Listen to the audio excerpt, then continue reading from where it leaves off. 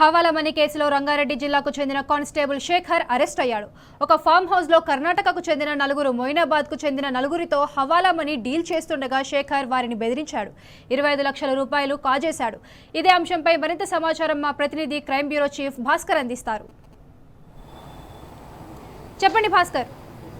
రంగారెడ్డి జిల్లా మొయినాబాద్లోని కుతుబ్కు సంబంధించినటువంటి గ్రామానికి సంబంధించినటువంటి శేఖర్ అనేటువంటి కానిస్టేబుల్ను హవాలా కేసులో అరెస్ట్ చేశారు. ఆయన సైబరాబాద్ సిపి దగ్గర విధులు నిర్వహిస్తున్నట్టుగా మనకు సమాచారం ఉంది. అయితే దీనికి సంబంధించి నిన్న రాయదుర్గం లిమిట్స్లో ఒక హవాలాకు సంబంధించినటువంటి డీల్ జరిగింది. అక్కడ నుంచి మొయినాబాద్ వెళ్తున్న సందర్భంలో మొయినాబాద్ సంబంధించినటువంటి నలుగురు, కర్ణాటకకు సంబంధించినటువంటి నలుగురు, ఈ మొత్తం 8 మంది దగ్గర జరిగినటువంటి డీల్లో నేరుగా శేఖర్ ఇన్వాల్వ్ అయ్యి నేను కానిస్టేబుల్ని అంటూ అక్కడికి వెళ్ళి వాళ్ళని బెదిరించి 25 లక్షల రూపాయలు తీసుకుని అక్కడి నుంచి వెళ్ళే ప్రయత్నం చేశారు. తర్వాత ఈ సమాచారం పోలీసులకు అందడంతో వాళ్ళందరినీ కూడా అదుపులోకి తీసుకున్నారు. మొత్తం 9 మందిని అదుపులోకి తీసుకున్నారు. దీంట్లో సైబరాబాద్ పోలీస్ కమిషనర్ అవినాష్ మహంతికి సంబంధించినటువంటి కానిస్టేబుల్ శేఖర్ ఉన్నట్టుగా సమాచారం ఉంది. అధికారికంగా ఇంకా దీనిపైన పూర్తి స్థాయిలో వివరాలు అయితే తెలియాల్సిన అవసరం కనిపిస్తోంది.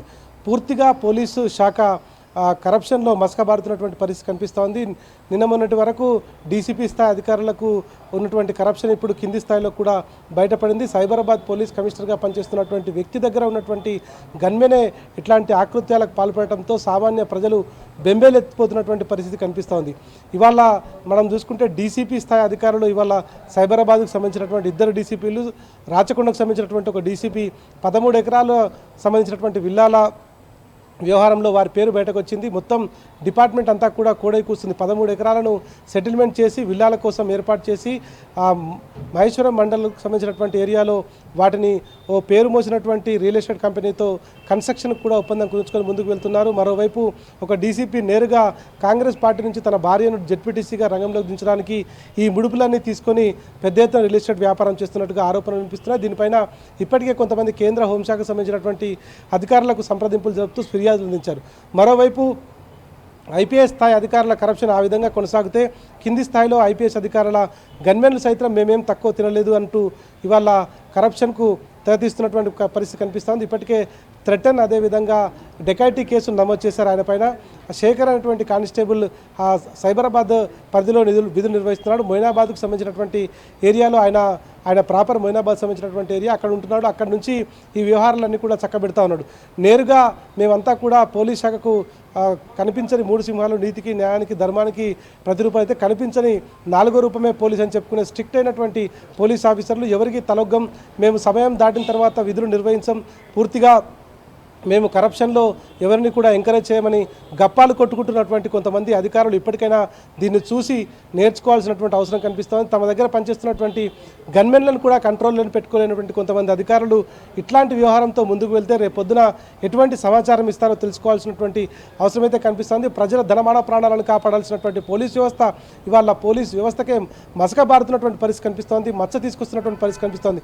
గత 10 ఏళ్ల కాలంలో కేసీఆర్ ముఖ్యమంత్రిగా ఉన్నటువంటి సందర్భంలో ఏ ఒక్క అధికారి దగ్గర కానీ ఏ ఒక్క అధికారి దగ్గర పనిచేస్తున్నటువంటి గన్మెన్లు కానీ వాళ్ళ సహాయకులు కానీ ఇటువంటి చర్యలు చేసినటువంటి జరిగినటువంటి ఎక్కడా కూడా లేవు. కానీ ఇవాళ 10 ఏళ్ల తర్వాత 16 నెలల కాంగ్రెస్ ప్రభుత్వంలో ఆ శాఖకు హోంమంత్రి లేకపోవడం, పూర్తిగా డీజీపీ నుంచి ఇతర కింది స్థాయి అధికారుల కమ్యూనికేషన్ సరిగ్గా లేకపోవడం, ఎవరికి వారే యమునా తీరన్నట్టుగా ఏ కమిషనరేట్కు వాళ్ళు బాసులుగా వ్యవహరించడం, కింది స్థాయిలో డీసీపీలు వారి కరప్షన్లు వాళ్ళు కొనసాగించడం, కనీసం ప్రజలకు అందుబాటులో లేకపోవడం, వీటన్నింటినీ చూసినటువంటి కింది స్థాయి ఉద్యోగులకు ఆశ కలిగి ఆ ఆశతో కరప్షన్కు బయటపడుతున్నటువంటి పరిస్థితి కనిపిస్తోంది. మొయినాబాద్, చేవెళ్ళ, రాజేంద్రనగర్, నార్సింగ్ ఈ 4 పోలీస్ స్టేషన్ పరిధిలో మొత్తం ఈ కేసును డిస్టర్బ్ చేయడానికి ఆ శేఖర్ అయినటువంటి గన్మెన్ పేరును మార్పించడానికి అనేక రకాల ప్రయత్నాలు జరుగుతున్నాయి. ఇంటెలిజెన్స్ అధికారులు దీన్ని బయటకు రాకుండా పూర్తి స్థాయిలో కట్టడి చేస్తున్నటువంటి పరిస్థితి కనిపిస్తుంది. కానీ దొరికినటువంటి వ్యక్తి చాలా స్పష్టంగా సైబరాబాద్ పోలీస్ కమిషనర్ గన్మెన్ అని తెలవడంతో ఇక దాన్ని ఏం చేయాలో తెలియక మీడియాకు లీక్ కాకుండా కష్టాలు పడుతున్నారు పోలీసులు. ప్రస్తుతానికి ఈ కేసు రాయదుర్గం నుంచి మొయినాబాద్ వెళ్ళేటువంటి పరిధిలో జరిగింది. మొయినాబాద్లో ఎఫ్ఐఆర్ అయితే చేవేలలో ఎంట్రాగేషన్ జరిగింది. ప్రస్తుతానికి నార్సింగ్ పోలీస్ స్టేషన్లో పెట్టారు.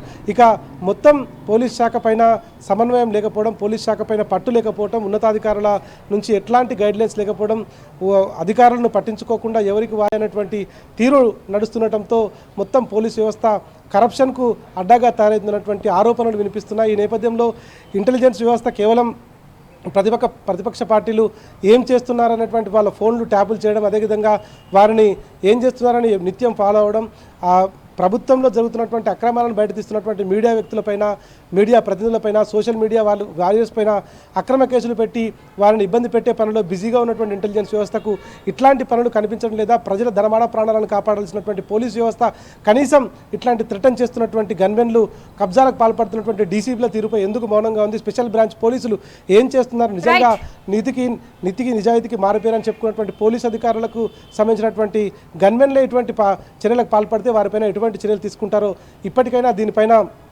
పోలీస్ శాఖ సమీక్షించుకోవాల్సినటువంటి అవసరం కనిపిస్తోంది.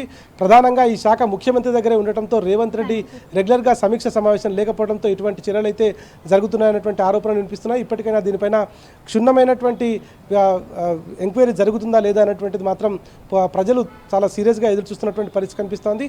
ఈ నేపథ్యంలో ఇంటెలిజెన్స్ వ్యవస్థ కావచ్చు, ఉన్నతాధికారులు కావచ్చు, ఇటువంటి జరగకుండా ఇంకా ఇప్పటికైనా కట్టడి చేయాల్సినటువంటి అవసరం అయితే కనిపిస్తోంది అనేటువంటిది ప్రజల నుంచి వస్తున్నటువంటి వాదనగా కనిపిస్తోంది. అఖిల.